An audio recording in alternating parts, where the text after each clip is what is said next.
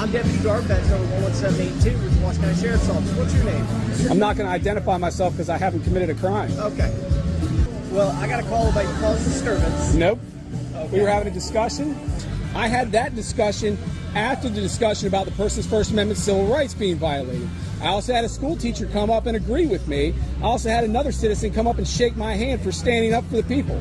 Okay. And now you're here to what? Squash the will of the people? You're about to watch a masterful ID refusal video by Sean Porter. This guy likes to wave big signs with big images on them. Sometimes his signs offend Karens and public officials. Cops are always called on him. The way he talks to the cops is absolutely priceless. The cops try everything in the book to make him stop what he's doing, but none of it seems to work. This man hits every pitch out of the ballpark. Cops can't just show up and say, I got a call, give me your ID. I mean, they can, but you don't have to oblige. The First Amendment protects this man from government interference. Mr. Porter seems to know more about the First Amendment than every cop he's encountered, and I will explain why at the end of the video. Let's check out how this cop has no choice but to turn around and walk away without identifying him. I'll be dropping Sean Porter's channel link in the description for you guys. Let's get right to it. Let me take a walk, take a chat over here real quick. I'm just having a discussion with an elected official. I'm a taxpayer. Okay. Well, I got a call about you causing disturbance. Nope. Okay. We were having a discussion, protected under First Amendment, public property, government official. Right. But just because you're talking to them doesn't mean you can't cause a disturbance to disturb other people's peace in the public area. I had people stop by and shake my hand, sir. Is this cop supposed to be a law enforcement officer or a feelings enforcement officer? Because he just admitted to being someone's feelings enforcer. Okay, that's great. Some people agree, other people were not happy with it. I'm Deputy Guard, badge number 11782 with the Washington County Sheriff's Office. What's your name? I'm not going to identify myself because I haven't committed a crime. Okay. Sorry about that. Listen, I'm here just trying to figure out what was causing the scene. I was talking about my child's education with the person in charge of it. Okay. He's right over there right now watching. Which one? Which gentleman? My kid over there staring at you. Okay, don't worry about it. A bunch of people staring at me. That's right, it's a public place. Okay. You seem to have calmed down from what I was called here for. All right. I'm exactly the same as I was when I showed up here. We have had our discussion, and now we're having a different discussion. Those are some choice words that the cop is using. You seem to have calmed down, as if there was any kind of proof he was loud or belligerent. Why didn't he say, you seem to have a calm demeanor, rather than, you seem to have calmed down? Cops try to escalate something out of nothing every chance they get, but we're pretty good at pointing it out. Keep watching. Okay. But nothing has changed here except you've shown up and interrupted the conversation. Because I was called here for disorderly I get it. conduct and disturbing the peace. I get it. You got a BS call, and I'm sorry that someone wasted your time and my taxpayers' money. This would also explain why my tax assessments doubled this past year. Okay. I'm not concerned about your tax. I am very concerned about my kids' education. That's why I'm here at the school board tent. I'm also very concerned about my property taxes doubling, and it's for things like this.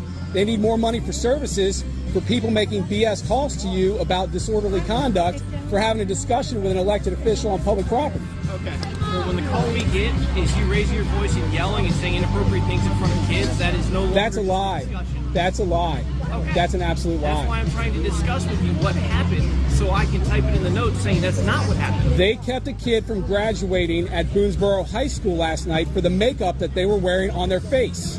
Okay. And I was asking what they were going to do to discipline the principal that violated that person's First Amendment civil rights. Okay. That's the discussion we were having. Okay. Then we had a discussion about my 5-year-old not being transferred to Maryland School for the Deaf because of budgetary reasons until I had to threaten a civil lawsuit for violations of the Americans with Disabilities Act for not taking care of my child with special needs and transfer him to the school that he was already accepted in at Maryland School for the Deaf in Frederick.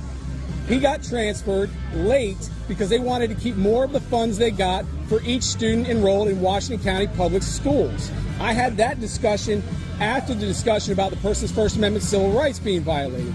I also had a school teacher come up and agree with me. I also had another citizen come up and shake my hand for standing up for the people. Okay. And now you're here to what? Squash the will of the people? No. I speak for a lot of people, sir. Listen. I'm not accusing you of any crimes. I'm simply stating what I got called here, that it in fact is a crime if it did occur. But if you're saying one thing and some random person saying something else, I'm good. I just have to make the determination of what's going on. That's why I wanted your side of the story. That's all I was here for. Right? I just didn't want to have this discussion in front of a bunch of random people. No, we can have a discussion in front of hundreds of thousands of people, because that's what's going on right now. Okay. Well, I don't think it's hundreds of thousands. No. You know who I am, I'm certain. If you don't, these people can tell you later. I don't know who you are. Sir. Don't worry about it. Okay. Well, I didn't commit a crime, so it's not your concern. if you'd let me finish my sentence, I was about to say that. You enjoy the rest of your day. You too, sir. If you're going to have discussion, just keep it calm and civil, okay? First Amendment, public property. You can still commit disorderly conduct, public disturbance on public property. By talking to my elected officials? By causing a scene and disturbing other people's peace, yes. Have a good day.